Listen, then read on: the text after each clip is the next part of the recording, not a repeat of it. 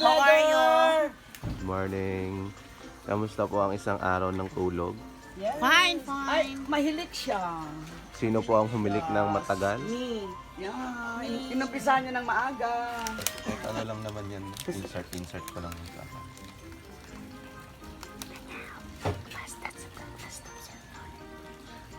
Nagtitimpla tayo ng kape. Okay. Kasi ito yung pampatigas.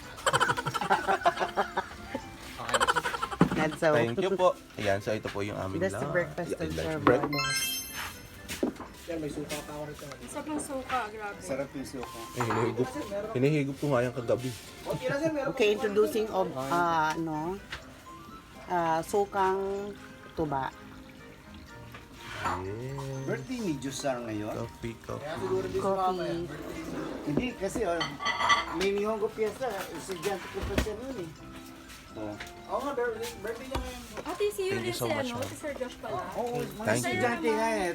Ito, Estudyante ko namin rin yan. You have to, ang shoes breakfast of niyan, Sir ang Von, dress niya, ang and gown niya, you'd like, magpalit ng panag-host. Di ba, Doc, no? his favorite, Yung mga pageant, Bon yung mga Silog. Nihongo Bon Fiesta, Silog. yung mga Bon Silog Yes, breakfast Bon for Silog.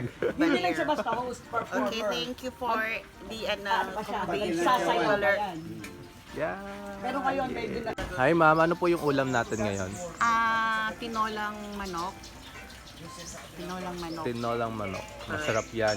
Masarap humigop ng Sabaw. sabaw. Okay. Yeah.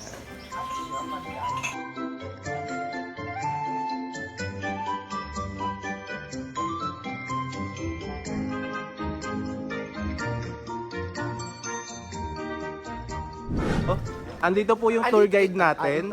Yan. Ito po, ang tawag nito, Ah. banaba. Meron din dito. Ayan. Ay, baka may buaya dito. Okay lang, sasakmalin ka lang naman. Ito po, nipa. Meron din. Sa Baler, ito ha, sa Baler. Ito meron din. Akala ko sa Maynila lang meron mga ganito. Ito po kami ngayon sa Baler. Ito po may puno ng talisay. Meron din pala dito. Akala ko kasi wala. Hello, at saka ito, this is our dining. Mayroon siyang tilapia din. Parang alam mo yung sa ano, yung, ang tawag dyan? Fish pan. Oo, yan. Fish pan. Nandun yung fountain. Ano yung fountain? Ayan sa taas, hindi lang gumagana kasi ano, wala pa yung alaga. Yan, pasok mo sila sa dining. Ayan, ito po, ang ganda. Ay! Andito na yung fountain, pababa lang po. Ayan. Ayan ang fountain. Kasi dumidiretso daw yan, papunta doon. Tsaka ito yung dining table. Yan. Pag hinahawakan, sumisirit. Sinasayawan yan. Plug po. Plug pull pala siya. Kasi minsan naghano po plug ceremony kayo. Okay. Meron pala dito kasi ganito talaga pag kumakain, nagpa-plug kami dito. And that's all. Thank you. Ay, meron din dito peacock, oh. Ayan. Pero yung mag-asawang peacock. Now we are going to Ditumabo Mother Falls. It is also known as the Mother Falls. Ditumabo Falls is one of the most popular destinations and main attractions in the town of Baler. Its crystal clear water makes the waterfall look enchanting. In addition, its strong current makes it even more beautiful. Indeed, Mother Falls is the grandest waterfall that you could ever see in the town. The trail going to the falls were very light and easy. You'll be able to appreciate the beauty of nature during the quick hike. This was a definite highlight of our trip to Baler. The trek can be quite a challenge, especially the places where you have to cross thigh-deep, very cold running water. Once you reach the falls, it's definitely worth it. I did not take a swim but was soaking wet because of the power of the waterfall. There was so much humidity in the air. This was a very amazing experience. And now our next stop, Ronquillo Balete Eco Park. Balete Park is situated at Barangay Quirino, Maria Aurora, and just 7 kilometers from the town proper.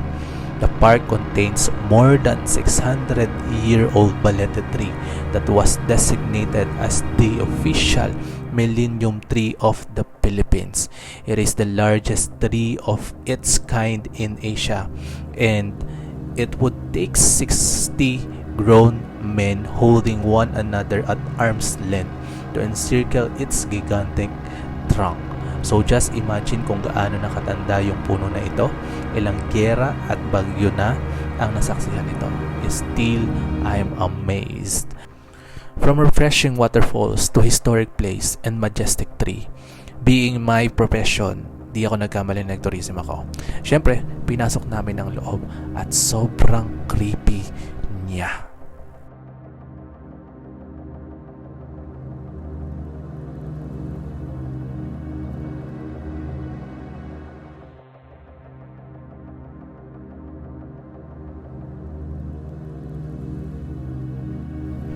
Since the Balete tree has been there for 6 centuries, it has witnessed many events that are probably way beyond our imagination.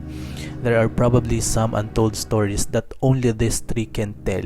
Balete tree has always been associated with many local folklores, saying that these trees have been dwelling place for supernatural beings like kapre at tikbalang. At syempre, dahil sa mga sabi-sabi, mas pinili ko na lang lumabas sa loob ng Balete tree.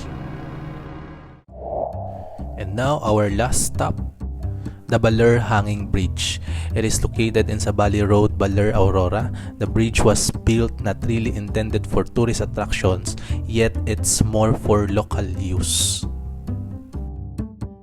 Then after dyan, road trip lang kami pa uwi.